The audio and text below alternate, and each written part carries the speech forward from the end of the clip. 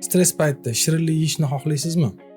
Masalan, asabiylashasiz, charchaysiz va birdan shirin narsa yegingiz kelib qoladi. Ko'pchilik bu holatda o'ylaydi: menda iroda yo'q yoki o'zimni tuta olmayapman. Bu iroda masalasi emas. Agar siz stress paytida shirinlik xohlasangiz, bu siz kuchsiz ekaningizni emas, balki tanangiz energiya qidirayotganini aytadi. Bu inson fiziologiyasi. Stress paytida tanada bitta asosiy gormon ko'tariladi: kortizol. Kortizol tanaga quyidagicha signal beradi: energiya kerak, hoziroq. Lekin tana tez mavjud energiyani tanlaydi. Bu ko'pincha shakar yoki shirin mahsulotlar bo'ladi. Shuning uchun siz shirinlik xohlaysiz. Bu sizdagi zaiflik emas, balki bu kortizolni tanaga berayotgan buyrug'i. Lekin muammo bu yerda tugamaydi. Kortizol faqat ishtahani ochmaydi. U insulin bilan birga ishlaydi. Natijada siz ko'proq yeysiz va tana buni yog' sifatida saqlashni boshlaydi. Bu sikl quyidagicha ko'rinishni boshlaydi.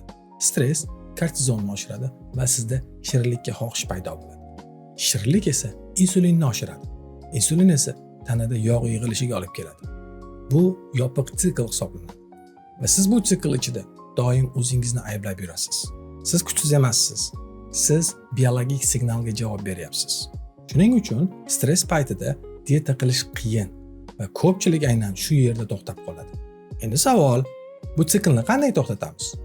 Ko'pchilik o'ylaydi, shirinlikni tashlash kerak. Lekin bu noto'g'ri yondashuv. Chunki muammo shirinlik emas. Muammo signal. Siz noto'g'ri joyini tuzatishga harakat qilyapsiz.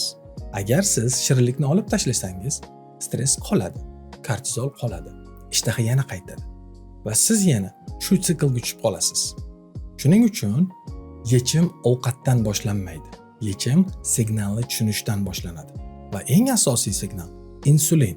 Ko'pchilik o'ylashi mumkin, analizlarim joyida, chunki hali tashqaridan hech narsa ko'rinmayapti. Lekin insulin siz sezmasdan ancha oldin buzila boshlaydi. Keyingi videoda bu signal qachon buzilishini va nima uchun bu glyukozadan ham oldin boshlanadi, sizga aniq va oddiy qilib tushuntirib beraman.